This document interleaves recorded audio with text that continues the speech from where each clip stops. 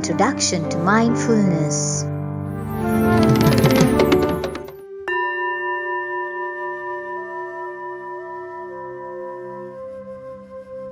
Let's practice mindfulness for a while. Eyes gently closed.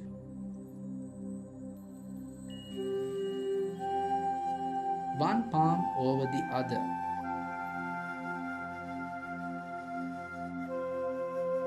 Our spine and head in an upright posture.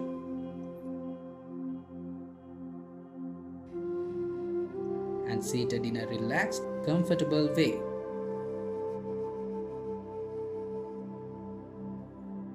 And we feel the natural breathing of our body.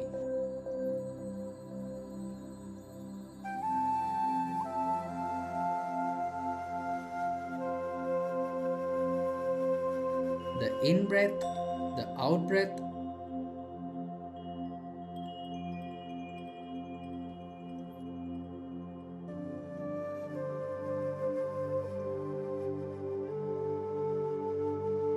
And the difference between the two.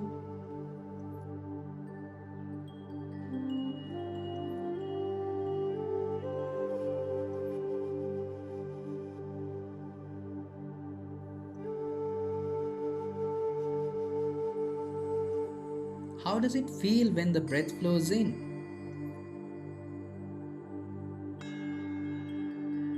How does it feel when it passes out?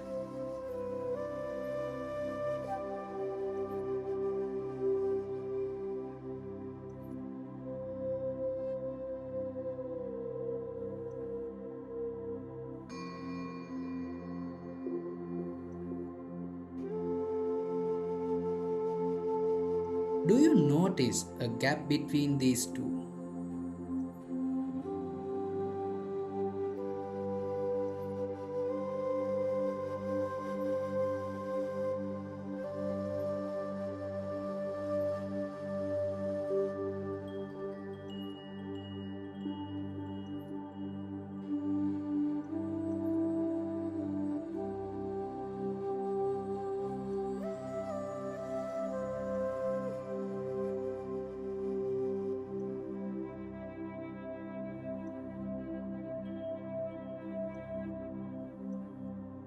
We need to bring our mind again and again back to our breath.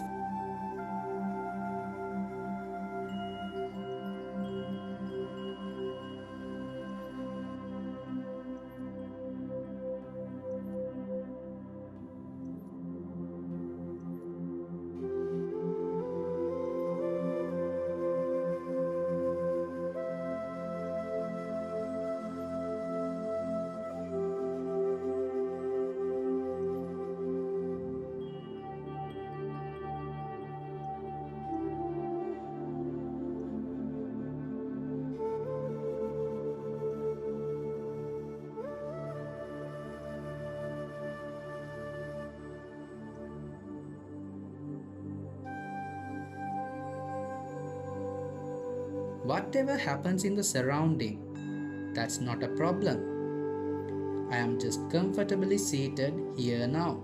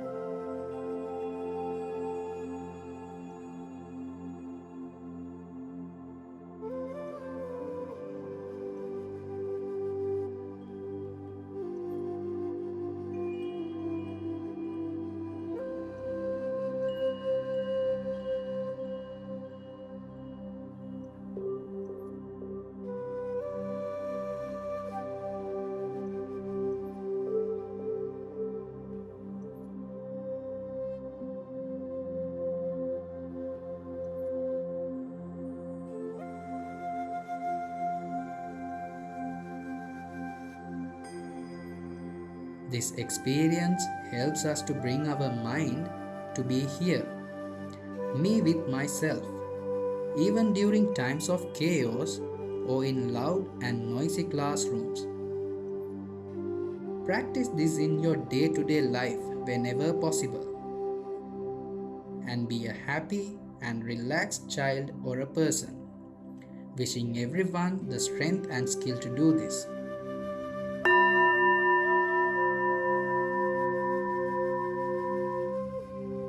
So today, we try to specially focus when our school children are sometimes faced with boredom or feeling dull and uninterested. How can one do some mindful sitting and the benefits of doing so?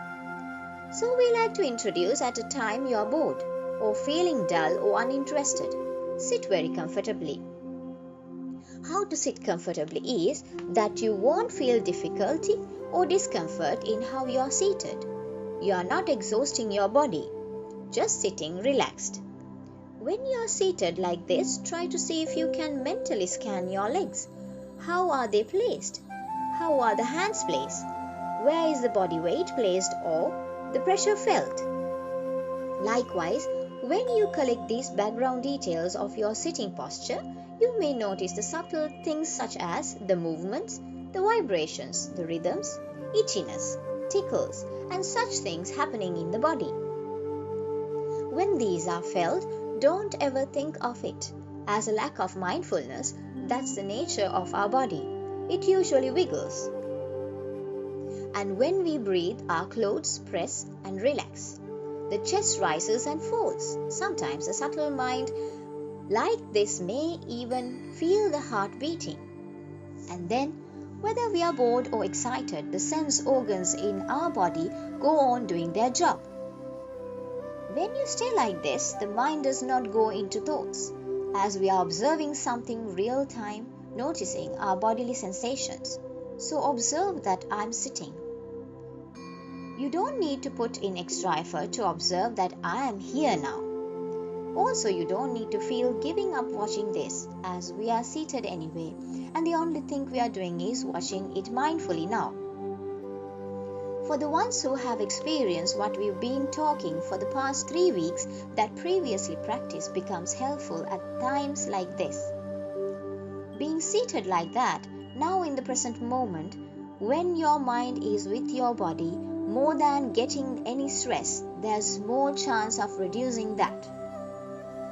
So practicing mindful sitting, whether we get ill or not, and times in future this could serve useful, would lessen our worries, and for the same reasons, this is now recommended around the world as a treatment or solution for many illnesses. And for school children, mindful sitting is a great way to get some space or break, as much as possible in between lessons or study time. Let's say we are seated somewhere outdoors, and when seated like this, with our eyes open, we might see a cloud, see a bird, see a butterfly, or see a flower. Just see how enthusiastically these things do their activities. You won't hear a lethargic bird sound. A blooming flower can never discourage a person. How the clouds move swiftly, rolling over, forming patterns. When looking at all this, you see a beautiful scenery. Trees dancing in the wind. Watching all this is very uplifting.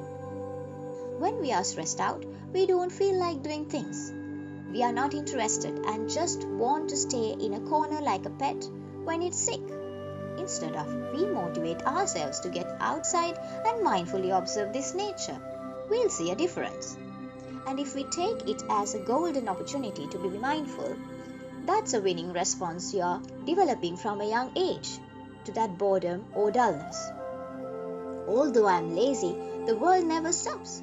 So for the one who looks mindfully, they see a lively world. They see it vividly and actively. Just this seeing active things itself activates our nervous and circulatory system in turn and allows us to see things consciously. You can try applying mindfulness in all situations. This is actually a special secret, and if you do it well, you can be mindful both when you're bored and even if not. More importantly, next time when you come across a similar situation like in today's topic, where you feel bored or lazy and try to avoid things, instead of doing that, when you be friendly towards your own body and pay attention to it with love and friendship, it will be a wonderful reply to that laziness and boredom. So if the mindful child puts this into practice and set out their education with vigor, even at a later time in life when they come across boredom or laziness, they'll remember to do that. They remember to do what they did as a child, me with myself. That I am here now, mindfulness, which will act as a remedy for everything. We call it a panacea. We end today's message with the wish that this will be your panacea for all problems. This is a presentation by SatiPasala Foundation.